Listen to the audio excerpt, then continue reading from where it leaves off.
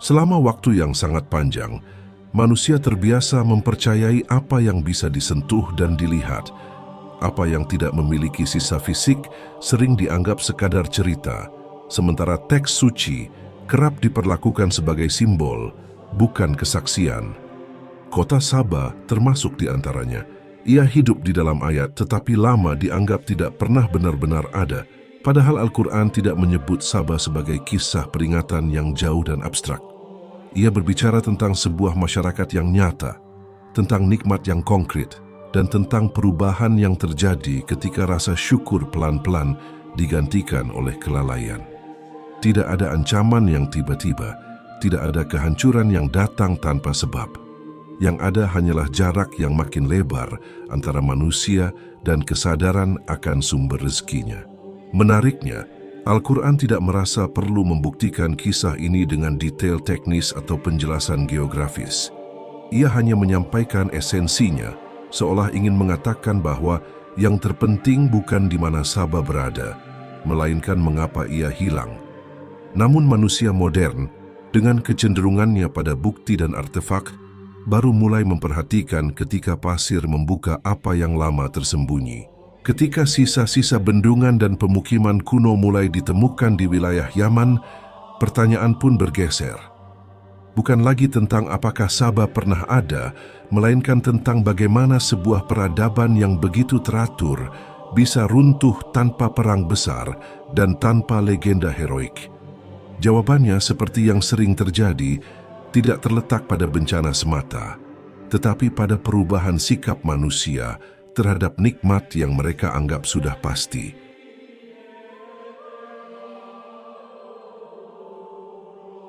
Al-Quran menggambarkan kaum Saba bukan melalui mitos, tetapi melalui keseimbangan yang jarang disadari manusia. Mereka tidak disebut sebagai bangsa yang berjuang keras melawan alam, melainkan sebagai masyarakat yang hidup di dalam keteraturan. Nikmat datang tanpa harus diperebutkan, dan alam berada dalam kendali yang dipahami, bukan ditaklukkan secara kasar. Allah menyebutkan keadaan mereka dalam surah Saba ayat ke-15 tentang dua kebun yang mengapit tempat tinggal mereka. Ungkapan ini tidak sedang membicarakan keindahan semata, melainkan stabilitas, sebuah sistem kehidupan yang berjalan tanpa tekanan, tanpa kecemasan berlebihan, dan tanpa rasa kekurangan yang mendesak. Mereka makan dari rezeki yang tersedia, tinggal di negeri yang baik, dan berada dalam naungan ampunan Tuhan. Namun yang sering luput diperhatikan adalah kalimat perintah yang menyertai gambaran itu. Bersyukurlah. Al-Quran tidak memisahkan nikmat dari sikap batin manusia terhadapnya. Kemakmuran tidak berdiri sendiri. Ia bergantung pada kesadaran bahwa apa yang dimiliki bukan hasil kecerdasan manusia semata, tetapi titipan yang bisa berakhir kapan saja. Sejarah menyebut bendungan Ma'rib sebagai penopang utama kehidupan Saba. Ia bukan hanya bangunan teknis, melainkan pusat keseimbangan sosial. Air yang mengalir teratur memungkinkan ladang tumbuh, perdagangan berlangsung, dan masyarakat hidup tanpa konflik besar. Tetapi di titik inilah ujian yang paling sunyi muncul. Ketika sistem berjalan terlalu lama dengan baik, manusia mulai menganggapnya sebagai kepastian, bukan karunia. Al-Quran tidak menuduh kaum Saba sebagai penyembah berhala, secara kasar atau pelaku kejahatan besar. Yang disorot justru sesuatu yang lebih halus, sikap berpaling. Sebuah perubahan kecil dalam cara memandang nikmat yang perlahan menjauhkan hati dari rasa bergantung kepada Allah. Tidak ada pemberontakan terbuka, tidak ada penolakan yang lantang, hanya rasa cukup yang kehilangan kesadarannya. Perubahan besar jarang datang sebagai kejutan. Dalam banyak peradaban, ia justru hadir sebagai kebiasaan baru yang terasa wajar. Pada kaum Saba, perubahan itu tidak dimulai dengan kekacauan, melainkan dengan cara pandang.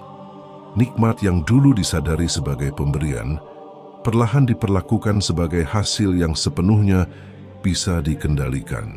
Al-Quran menyinggung satu permintaan yang terdengar sederhana, tetapi syarat makna, keinginan agar jarak perjalanan mereka diperjauh.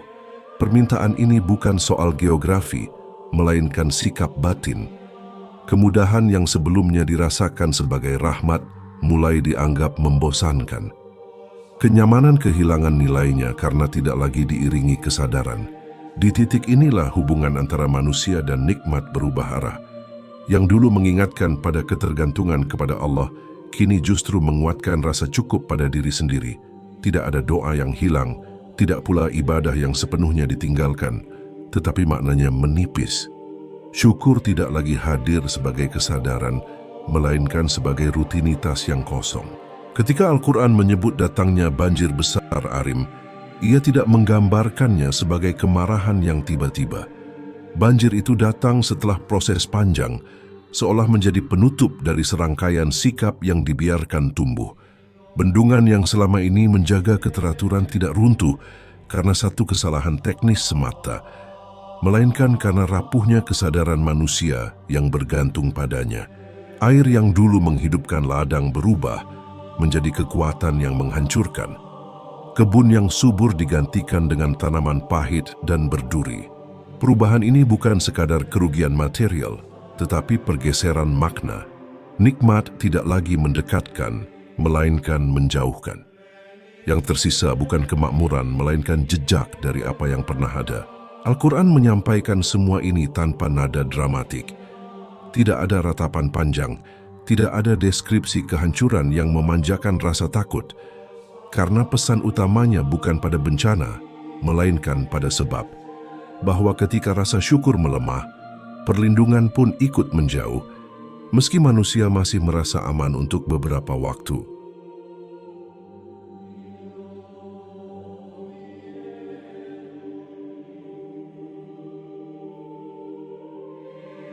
Berabad-abad setelah nama Sabah menghilang dari ingatan manusia, sisa-sisanya tidak kembali sebagai kejayaan, melainkan sebagai fragmen, batu, fondasi, dan jalur air kering yang sulit dipahami tanpa kesabaran.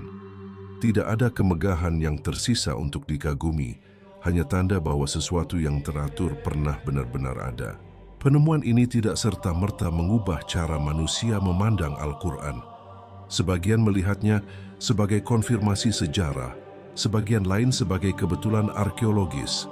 Namun, Al-Quran sendiri tidak pernah menggantungkan kebenarannya pada temuan semacam itu.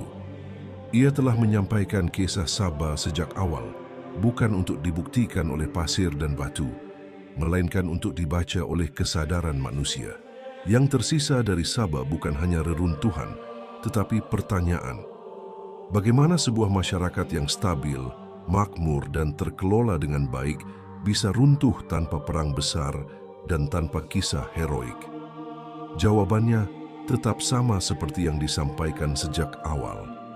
Perubahan sikap terhadap nikmat.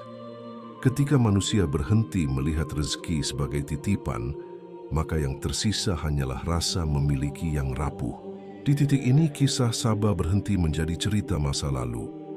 Ia berubah menjadi cermin yang tidak selalu nyaman, karena setiap zaman memiliki bentuk kemakmurannya sendiri, dan setiap kemakmuran membawa potensi kelupaan yang sama. Tidak selalu dalam bentuk penolakan, tetapi seringkali dalam bentuk merasa aman. Al-Quran menutup kisah Sabah tanpa kesimpulan yang keras. Ia tidak memaksa pembaca untuk takut dan tidak pula menjanjikan kehancuran serupa.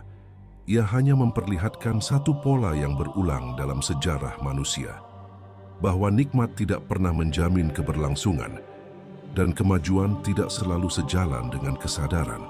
Maka yang perlu dijaga bukan sekadar sistem teknologi atau kekuatan ekonomi. Yang jauh lebih rapuh dan lebih menentukan adalah cara manusia memaknai apa yang ia miliki. Ketika makna itu hilang, kehancuran tidak lagi membutuhkan waktu lama. Disitulah kisah Sabah akhirnya berakhir. Bukan sebagai legenda yang ditutup pasir, tetapi sebagai pengingat yang tetap terbuka. Tenang, tanpa suara, namun terus menunggu siapapun yang bersedia berhenti sejenak dan mendengarkan.